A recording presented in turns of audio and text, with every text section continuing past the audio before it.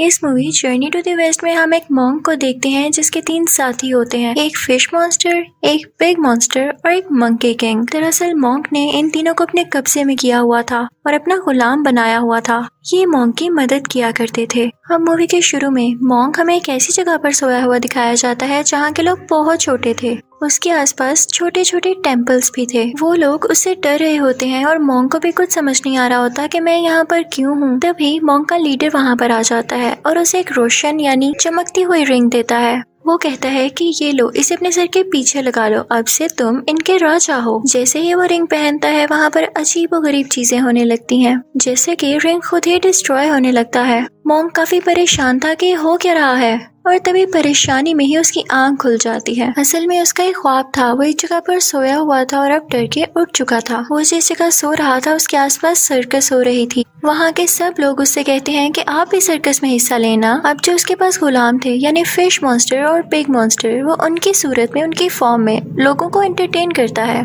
उस मॉन्स्टर को देख के एक बच्चा रोने लगता है और लोग कहते हैं कि ये कैसा मजाक है, हमें बिल्कुल मजा नहीं आ रहा। फिर मॉन्क एक दरख्त की तरफ इशारा करता है और कहता है कि देखो वहाँ पर मंकी किंग है। लेकिन वो मंकी किंग साहिब कुछ करने के बजाय दरख्त से नीचे ही गिर जाते हैं। लोग इस वजह से भी मॉन्क पर गुस्सा होते हैं और उसका मजाक उड़ाने लगते हैं कि तुम हमारे साथ क्या खेल खेल रहे हो, हमें तुम एंटरटेन करने वाले हो भी कि नहीं। मॉन्क कहता है कि थोड़ा हौसला रखो और उनसे मीठी मीठी बातें करके उन्हें अपनी तरफ कर लेता है। उसी दौरान मंकी किंग भी उठ जाता है और अपने बाकी साथियों यानी पिग मॉन्स्टर और फिश मॉन्स्टर से कहता है कि हमें मिलके कुछ करना होगा, तुम लोग मुझे मारना और हम इन लोगों को एंटरटेन करेंगे। लेकिन लोग अभी भी उनका मजाक उड़ा रहे थे तो इस बात पर पिग मॉन्स्टर को गुस्सा आ जाता है। वो उधर खड़ी हुई एक औरत पर अटैक करने की कोशिश करता है। लोग उसे पकड़ लेते हैं। मंकी किंग भी उसे मना करता है और कहता है कि ऐसा ना करो। वो फिर भी बाज नहीं आता तब मंकी किंग उसका ध्यान बटाने के लिए पूरी सर्कस खराब करने लगता है। वो हर चीज तबाह करता जा रहा था। मॉन्क उसे मना करता है लेकिन वो उस पर ही गुस्सा हो जाता है और अब तक बहुत देर हो चुकी थी क्योंकि पूरी सर्कस डिस्ट्रॉय हो चुकी थी। मूवी की असल कहानी तो अब यहाँ से शुरू होती है जब एक औरत अपनी माँ को एक एक्सोर्सिस्ट के पास लाती है।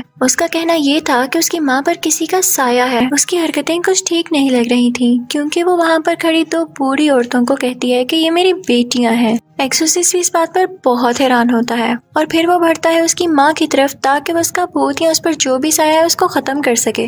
लेकिन बहुत कोशिश करने के बाद भी उसे ऐसी कोई चीज नजर नहीं आती। तो फिर उसे पता चलता है कि असली मॉन्स्टर तो उसकी अपनी बेटी है, यानी वो लड़की जो अपनी माँ को इसके पास लाई थी वो मॉन्स्टर में बदल जाती है। उसकी बॉडी अजीब हो गई थी। वो सब पर एक किस्म का जाला फेंकने लगती है। उसके हाथ और टांगे काफी लंबी हो गई थी जैसे वो कोई स्पाइडर हो। वहाँ पर मौजूद सब लोगों को वो मारने लगती है। फिर सीन चेंज होता है और हम मॉन्क और मंकी किंग को एक साथ देखते हैं। मॉन्क मंकी किंग की बहुत पिटाई कर रहा होता है। वो उसे कहता है कि मैं तुम्हें इसलिए मार रहा हूँ ताकि तुम्हें हमेशा याद रहे कि कहाँ पर क्या करना है। वो कहता है कि तुम्हारा कुछ पता ही नहीं चलता, तुम्हें जब गुस्सा आ जाए तो तुम कोई भी चीज तबाह कर देते हो। जैसे तुमने सर्कस को तबाह किया था, तुम यहाँ भी कुछ न कुछ कर सकते हो। वो उसकी जुबान खींचता है, उसे पिंच करता है, उस पर थप्पड़ मारता है। साथ ही साथ वो मंकी किंग की पूरी बॉडी को ही हिट कर रहा था। यहाँ पर हम पास्ट का भी एक सीन देखते हैं जब मंकी किंग को एक जगह पर कैद किया हुआ था। वो कई साल वहाँ पर चेन्स में बंधा रहा और कैद रहा। मंकी किंग बेचारा ख्वाब में डर जाता है और उसकी आंख खुल जाती है। तो मॉन्क कहता है कि सो जाओ,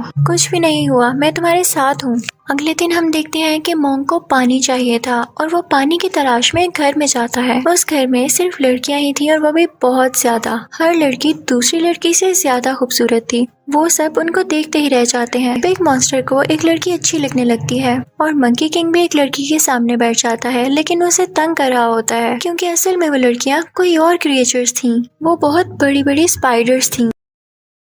मॉन्क जब ये देखता है तो वो मंकी किंग से कहता है कि तुम अपनी होश में तो हो। वो कहता है कि हम मदद मांगने आए थे और अब तुम्हारी वजह से हमें जाना होगा। लेकिन वो लड़कियां उन्हें जाने नहीं देती, अपने असली रूप में आ जाती हैं। यानी वो अब बड़ी बड़ी स्पाइडर्स बन चुकी थी और उन लोगों पर अटैक करने लगती हैं। वो लोग खुद को बचाते बचाते बाहर आ जाते हैं। मंकी किंग के सामने सबसे बड़ी स्पाइडर आ जाती है और वो उसी तरह उसकी जुबान खींचता है जैसे मॉन्क ने उसकी खींची थी और इस तरह से वो स्पाइडर को मार देता है। जब मॉन्क को ये पता चलता है तो वो मंकी किंग से कहता है कि तुम्हें मैनर्स कब आएंगे, तुम कब सुधरोगे।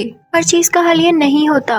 कि वो जगह तबाह कर दी जाए या अगले को मार दिया जाए। मंकी किंग चुप करके उसकी बातें सुन रहा होता है और जैसे ही वो मोंग जाता है तो पीछे से वो बोलने लगता है। अब मोंग एक खामोश जगह पर जाकर आसमान के नीचे दुआ करता है, यानी प्रे करता है कि बस गॉड, अब मुझ में इतनी हिम्मत नहीं है कि मैं सब कुछ डील कर सकूं, और ये मॉन्स्टर्स भी मेरी बात नहीं मानते, मैं इनको नहीं हैंडल कर सकता, अब ये मेरे बस की बात नहीं रही है। ये सब बातें बिग मॉन्स्टर भी छुपकर सुन रहा होता है। वो सारा कुछ जाके मंकी किंग को बता देता है। मंकी किंग को तो पहले ही गुस्सा था। वो कहता है कि जब मोंग हमसे खुश ही नहीं तो हम इसको मार देते हैं, तो वो उसे मारने के लिए आगे बढ़ता है। मोंग जब ये देखता है तो उसे रिलैक्स करने के लिए कुछ पढ़ने लगता है, लेकिन इस चीज का उस मंकी किंग पर अब कोई असर नहीं होता, क्योंकि वो अब उसकी गुलामी से आजाद हो गया था। अब वो उसका मजीद गुलाम नहीं था। मोंग उसे बचते बचाते दरख्त में फंस जाता है और उसे अपने काबू में करने की कोशिश करता है, लेकिन मंकी किंग अभी भी नहीं डरता उससे। तभी आसमान से कोई तेज रोशनी निकलती है, जिसे देखकर मंकी किंग डर के वहाँ से चला जाता है। दूसरी तरफ हम देखते हैं कि फिश मॉन्स्टर अपने असली रूप में आ चुका था, यानी वो एक बहुत बड़ी और एक खौफनाक फिश बन चुका था। ये सब उन स्पाइडर से लड़ाई के बाद हुआ। फिर हम देखते हैं कि मोंग अपने तीनों साथियों को लेकर किसी दूसरे मुल्क जाता है और वहाँ की रानी और राजा से मिलता है। उस मुल्क के लोग उन्हें देख के काफी हैरान हो रहे होते हैं, क्योंकि वो अजीबोगरीब मॉन्स्टर्स थे। रानी उनका बहुत अच्छे से वेलकम करती है। फिर वो लोग राजा से मिलते हैं तो राजा उन लोगों से कहता है कि हाँ, क्या लाए हो मेरी खिदमत में, मुझे किस तरह से एंटरटेन करोगे। तो मोंग और उसके साथी कहते हैं कि हम जानते हैं एंटरटेन करना, और ये कहते ही वो उसके सामने अजीबोगरीब हरकतें करने लगते हैं जो कि बिल्कुल भी फनी नहीं थी। राजा को ये देख के काफी गुस्सा आता है कि मुझे पागल बना रहे हैं। वो उन्हें अपने महल से बाहर निकाल देता है कि ऐसी हरकतें पागल करते हैं, अपना इलाज करवाओ जाकर। मोंग जब बाहर आता है तो उसे अपनी बहुत ज्यादा इंसल्ट फील होती है। वो मंकी किंग को फिर से मारने लगता है कि तुम लोग कोई काम ढंग से नहीं कर सकते हो, और फिर उसे एहसास होता है कि वो तो खुद था जो कि अजीबोगरीब हरकतें कर रहा था। तो वो खुद को कोसने लगता है कि मैंने हर बार मंकी किंग पर ही हाथ उठाया है। वो खुद को ही मारने लगता है और कहता है कि मैं आइंदा ऐसा नहीं करूंगा। वो जाता है और मंकी किंग के आगे झुक कर उससे माफी मांगता है। मंकी किंग उसे उठाता है और कहता है कि मैंने आपको माफ किया, अब हम दोस्त हैं। वो दोनों खुश हो जाते हैं और अब मिल के कहते हैं कि हम राजा के पास दोबारा जाएंगे, उससे भी माफी मांगेंगे और फिर उन्हें अच्छा सा एंटरटेन करेंगे। वो लोग अंदर जाते हैं तो उन्हें पता चलता है कि ये तो असली राजा है ही नहीं, असली राजा को इसने कहीं गायब किया हुआ है। मंकी किंग चाहते ही उसे थप्पड़ मारने लगता है ताकि वो गुस्से में आकर अपने असली रूप में आ जाए। जैसा वो लोग चाहते थे वैसा ही होता है, वो गुस्से में आकर अपने असली रूप में आ जाता है। उसका मुंह लाल हो जाता है और उसके मुंह से आग निकलने लगती है। असल में वो एक छोटा सा रोबोट था जो कि आग फेंका करता था। वो लोग उससे बहुत फाइट करते हैं और उस दौरान महल में जितने भी लोग थे वो बाहर निकाल दिए जाते हैं। मंकी किंग क्योंकि बहुत गुस्से वाला था तो उसे बहुत जोर से हिट करता है, जिससे वो दूर जाके गिरता है। फिश मॉन्स्टर इस चीज का फायदा उठाते हुए अपने मुंह से बर्फ फेंकता है, जिसकी वजह से वो रोबोट फ्रीज हो जाता है। और फिर वो जाते हैं असली राजा की तलाश में। उस रोबोट मॉन्स्टर ने असली राजा को जमीन के नीचे कैद किया हुआ था। मोंग उस रोबोट राजा को कैद करके रानी को दे देता है और असली राजा को बचा लिया जाता है। असली राजा मोंग और उसके साथियों से बहुत खुश था और वो कहता है कि मांगो, तुम्हें क्या चाहिए। मोंग उसे कुछ नहीं मांगता तो असली राजा खुद ही उसे तोहफे में बहुत सारी लड़कियां दे देता है कि अब से ये तुम्हारी खिदमत किया करेंगी। मोंग कहता है कि नहीं, मैं इन सबको अपने साथ लेके नहीं जा सकता, पर हाँ, मैं ये चाहता हूँ कि इन सबको आजाद कर दिया जाए, रिहा कर दिया जाए। तो वो सब लड़कियां कहने लगती हैं कि नहीं, हम इसी जिंदगी में खुश हैं, हमें आजाद नहीं होना। लेकिन उनमें से एक लड़की खामोश होती है। राजा उसे अपने सामने बुलाता है और कहता है कि क्या हुआ। वो लड़की कुछ नहीं बोल रही होती तो राजा उसे गाने के लिए कहता है और कहता है कि इस गाने के साथ डांस भी करो। वो लड़की बहुत डरी हुई थी लेकिन वो वैसा ही करती है। वो बहुत नाजुक और प्यारी लड़की थी। वो राजा को पसंद आने लगती है और वो उसे अपने साथ ले जाता है, ये कहकर कि अब ये मेरे साथ रहेगी। लेकिन अब मोंग को भी दुख हो रहा था कि उसने इस लड़की को अपने साथ क्यों नहीं जाने दिया, उसने इसे वापस क्यों कर दिया।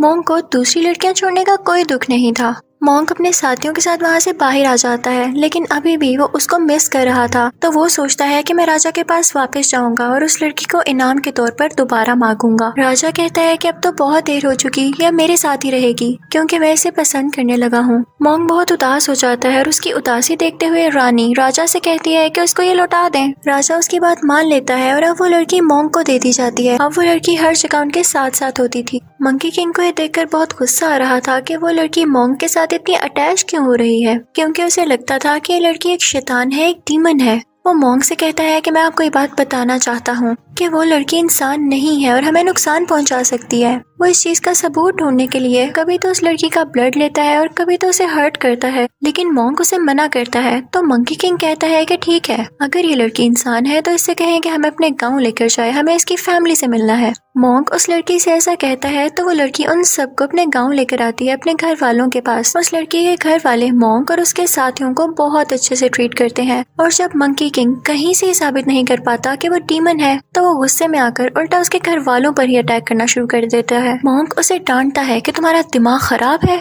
तुमने पहले भी एक लड़की को मार दिया जिसे मैं पसंद करता था। मंकी किंग ही सुनते ही वहाँ से चला जाता है और कहता है कि अब मैं लौट कर नहीं आऊंगा। अगले सीन में मॉन्क एक जगह पर उदास बैठा हुआ दिखाया जाता है। तभी वहाँ पर वो लड़की आती है और उसे पूछने लगती है कि आपको क्या हुआ है। तो मॉन्क उसको उस लड़की की बातें बताने लगता है जिसे वो पसंद किया करता था। वो लड़की उसकी बातें बहुत प्यार से और ध्यान से सुन रही होती है तो मॉन्क को इसमें वही लड़की नजर आने लगती है। वो दोनों भी बातें कर ही रहे होते हैं कि वहाँ पर फिश मॉन्स्टर और पिग मॉन्स्टर आ जाते हैं और मॉन्क को बताते हैं कि मंकी किंग बहुत गुस्से में आया हुआ है, वो हर जगह फसाद फैला रहा है, हर चीज तबाह कर रहा है और तो और उसने इस लड़की के माँ बाप को भी मार डाला और अब उसका अगला शिकार है ये लड़की। वो लड़की भाग के अपने गांव में जाती है और मंकी किंग भी उसके पीछे पीछे आ जाता है। वो उसे मारने ही वाला होता है कि तभी वहाँ पर मॉन्क भी आ जाता है। वो मंकी किंग से कहता है कि तुम्हें गलत फहमी हुई है, इस लड़की का कोई कसूर नहीं है, इसे छोड़ दो। वो लड़की मॉन्क के पीछे होती है। अब मंकी किंग मॉन्क पर ही अटैक करने आ रहा होता है। तभी वो लड़की मंकी किंग के पाँव पकड़ लेती है और कहती है कि ऐसा नहीं करो, इसको नहीं मारो। लेकिन मंकी किंग उस लड़की को हिट करता है जिससे वो दूर गिरती है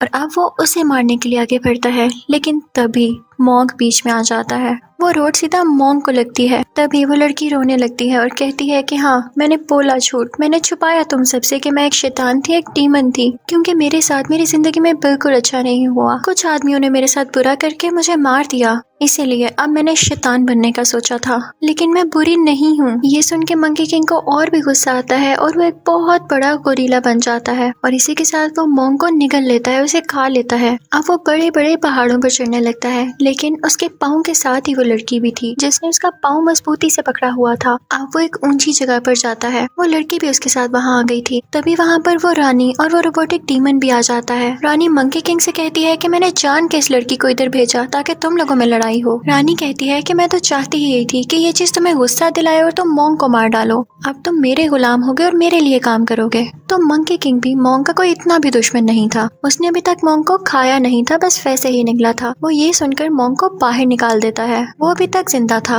मॉन्क बाहर आकर रानी से कहता है कि क्या आप हमें बेवकूफ समझती हैं या आप समझती हैं कि इस दुनिया में सिर्फ आप ही एक अक्लमंद है। जिस तरह आपकी प्लानिंग थी इस तरह ये हमारी भी प्लानिंग थी। मंकी किंग शुरू से ही मेरी तरफ था और ये हमारा प्लान था कि वो वहाँ से नाराज होकर जाएगा ताकि आप लोगों पर ये इम्प्रेशन पड़े कि हमारी तो आपस में ही नहीं बनती। अब उन सब में फाइट शुरू होने लगती है और वो एक दूसरे का मुकाबला करते हैं। वो पिग मॉन्स्टर और फिश मॉन्स्टर उस रोबोटिक डीमन को दोबारा से वैसे फ्रीज करके तोड़ देते हैं और अब मॉन्क और उस रानी में लड़ाई चल रही थी। रानी फौरन से पानी में जाती है और बुढ़ा का स्टैचू बाहर निकाल लाती है। मंकी किंग भी उस पर मुसलसल अटैक कर रहा था क्योंकि वो जानता था कि ये एक डीमन है और बुढ़ा एक अच्छे इंसान थे और वो अपनी पावर कभी भी एक डीमन को नहीं दे सकते। मंकी किंग अपनी स्टिक निकालता है और पानी में चला जाता है, लेकिन जैसे ही वो पानी में जाता है उस जैसे दो स्टैचूज और बाहर आ जाते हैं और मंकी किंग पर अटैक करने लगते हैं। मंकी किंग को समझ नहीं आ रहा होता कि बुढ़ा उस डीमन की मदद क्यों कर रहा है। वो बहुत ज्यादा जख्मी हो जाता है, लेकिन तभी एक बड़ा सा हाथ पानी से बाहर आता है जो कि रियल यानी असली बुढ़ा का था। वो उन तीनों स्टैचूज को डिस्ट्रॉय कर देता है और मंकी किंग की जान बचा लेता है। उन स्टैचूज के डिस्ट्रॉय होने के बाद वो रानी मंकी किंग के हाथ में आके गिरती है तो तब बुढ़ा की आवाज आती है कि अब सुधर जाओ। उस रानी को कुछ होने लगता है और वो अचानक से एक गोल्डन ईगल में बदल जाती है जो कि उसका असली रूप था और फिर बुढ़ा उसे अपने साथ ले जाते हैं। दूसरी तरफ हम देखते हैं कि वो प्यारी लड़की जो कि डीमन थी और मॉन्क के साथ थी वो पूरी तरह से इंजर्ड हो चुकी थी और वो मरने ही वाली थी। तभी वो मॉन्क से कहती है कि तुम मुझे रिहा कर दो, इस दुनिया से आजाद कर दो क्योंकि मैं एक डीमन हूँ। तो मॉन्क इस दुनिया की और उसकी भलाई के लिए उसे आजाद कर देता है, जिसके बाद वो गायब हो जाती है। इस मूवी के एंडिंग सीन में हम देखते हैं कि वो चारों एक सहरा में कहीं जा रहे होते हैं। तभी मॉन्क मंकी किंग में उस लड़की को देखता है जिसे वो पसंद करता था, क्योंकि मंकी किंग के सर पर जो बेल्ट थी वो उसी लड़की की थी। वो उसे वो बेल्ट मांगता है लेकिन मंकी किंग उसे नहीं देता और इसी तरह ये लोग शरारतें करते हुए एक दूसरे से लड़ते हुए चलते रहते हैं। इसी के साथ ये मूवी भी एंड हो जाती है। Thank you for watching.